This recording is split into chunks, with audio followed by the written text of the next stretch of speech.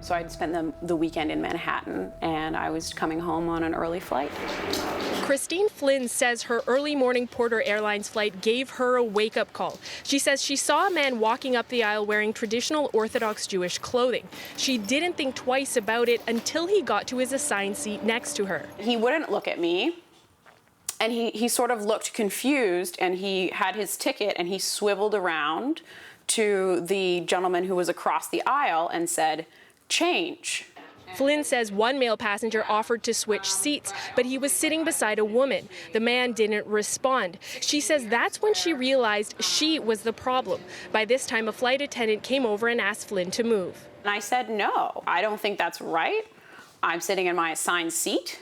And I'm sorry that this man's uncomfortable with my gender."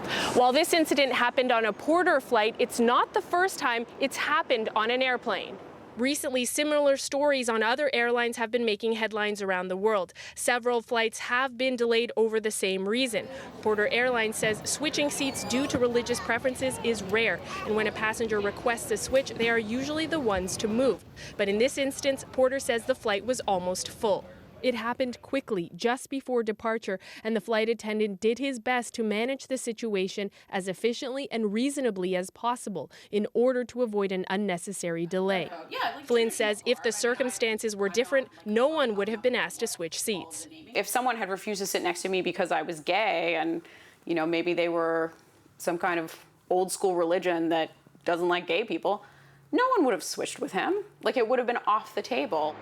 Flynn says the airline should come up with a policy to deal with situations like this, and she says she's disappointed and unsure she'll fly Porter again.